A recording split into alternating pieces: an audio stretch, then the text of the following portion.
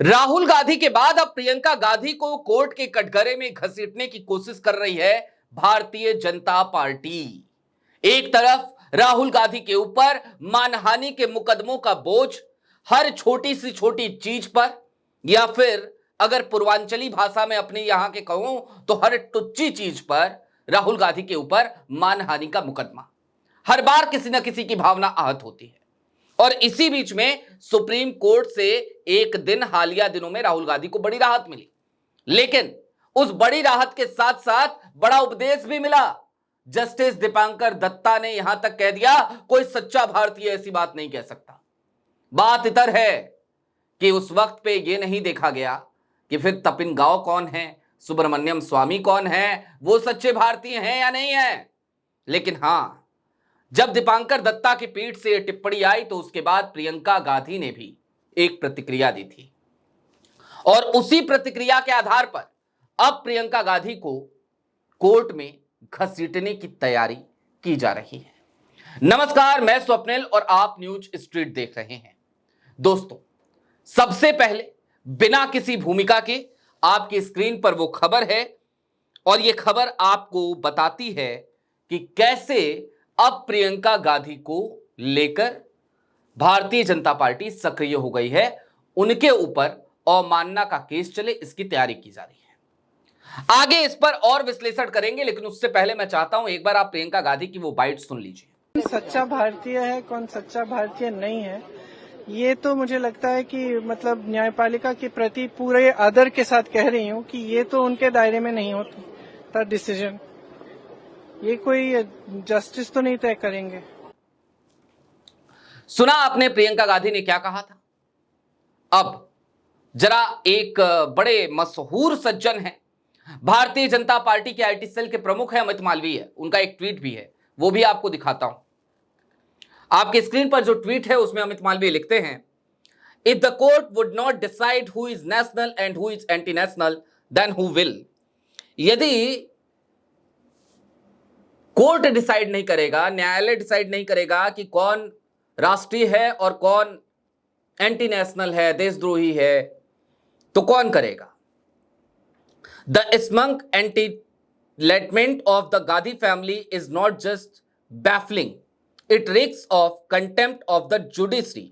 The present defence is a direct challenge to the authority of the Supreme Court and cannot go unchecked.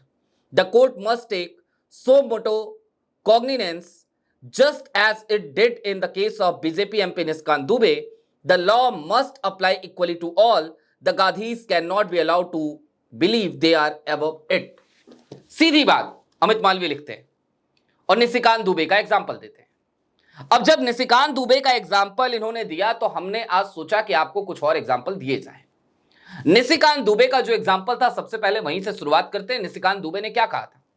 Nishikant Dubey ने कहा था कि भारत में गृह युद्ध जैसी स्थिति पैदा करने के लिए सीजीआई जिम्मेदार है। देश के मुख्य न्यायाधीश को लेकर इस तरीके की अशोभनीय टिप्पणी की गई थी, लेकिन सुप्रीम कोर्ट ने क्या कहा था? स्वतः संज्ञान लिया था, ठीक बात है, लेकिन सुप्रीम कोर्ट ने कोई सजा नहीं सुनाई थी निशिकांत दुबे को, जाने दिया था, छोड़ दिया था।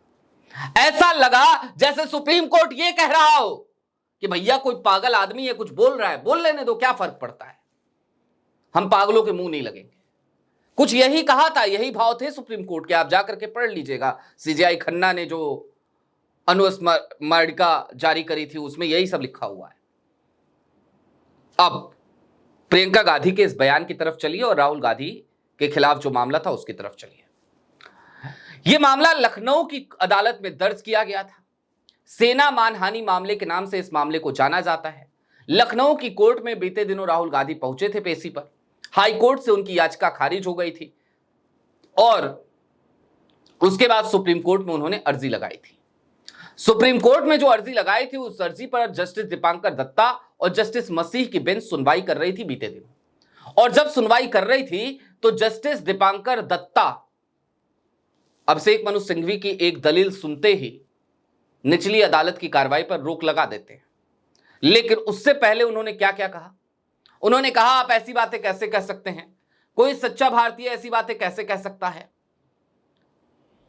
और ये तमाम बातें एक टूल की तरह भारतीय जनता पार्टी ने इस्तेमाल किया।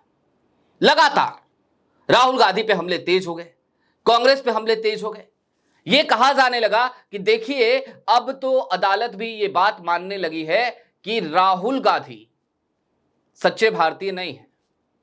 लेकिन जिस वक्त पे भारतीय जनता पार्टी के तमाम लोग इस तरीके की बातें कर रहे थे, या फिर कि दीपांकर दत्ता ये कह रहे थे, दीपांकर दत्ता कोई पहली बार नहीं था जब इस तरीके की बात कर रहे थे। इससे पहले भी मैं याद दिलाना चाहता हूं, सावरकर मानहानि का एक मामला पहुंचा था सुप्रीम कोर्ट में, उसमें भी दीपांकर दत्ता ने राहुल गांधी को राहत जरूर दी थी, लेकिन ये कहा था कि क्या आप गांधी को कहेंगे, क्या आप इनको कहेंगे, क्या आप फलाने को कहेंगे, क्या आप ढिमकाने को कहेंगे कि वो अंग्रेजों के नौकर थे। ये तमाम बातें दीपांकर दत्ता ने कही थी उस समय भी खूब बवाल मचा था, खूब सवाल उठे थे। और आज की तारीख में न्यायपालिका पर सवाल तो उठ ही रहे हैं। इस देश का एक भारतीय जनता पार्टी को सपोर्ट करने वाला सो कॉल्ड पत्रकार है, उसने ना जाने कितनी ही बार सुप्रीम कोर्ट के लिए लिखा, सुप्रीम KOTHA। मैं वो शब्द बोल नहीं सकता, संसदीय गरिमा के खिलाफ है, नहीं बोलूंगा। न्यायपालिका की गरिमा को ठेस पहुंचती है, नहीं बोलूंगा। इसीलिए कह रहा हूं KOTHA ये शब्द वो इस्तेमाल करता था, लेकिन उसके ऊपर भी अवमानना की कार्रवाई हुई। आज तक तो बाहर ही घूम रहा है, हर दिन अपने बालों को ऐसे ऐसे झाड़ के मूंछों पे ताव देते हुए आ जाता है कैमरे के सामने और हर दिन लाइव करता है, आज भी करता है। लेकिन मनन कुमार मिश्रा हैं भारतीय जनता पार्टी के, वो अवमानना की याचिका दायर करने जा रहे हैं प्रियंका गांधी के खिलाफ। राहुल गांधी के ऊपर मानहानि का बोझ और प्रियंका गांधी के ऊपर कंटेम्प्ट ऑफ कोर्ट का केस। अब आज की तारीख में चलते चलते बस इतना समझिए कि जिस वक्त पे कांग्रेस अंगड़ाई ले रही है, खुद को मजबूत करने में लगी है, उस कवायद में लगी है, राहुल गांधी कमर कस चुके हैं, उस वक्त पे गांधी परिवार को चारों तरफ से घेरने की ये कोशिश। और ये कोशिश क्यों हो रही है, किस लिए हो रही है, आप समझदार हैं, आप बेहतर समझते हैं। अभी के लिए बहरहाल दीजिए इजाजत। ऐसे ही तमाम अपडेट्स, तमाम डेवलपमेंट्स के लिए जुड़े रहिए न्यूज स्ट्रीट के साथ। शुक्रिया।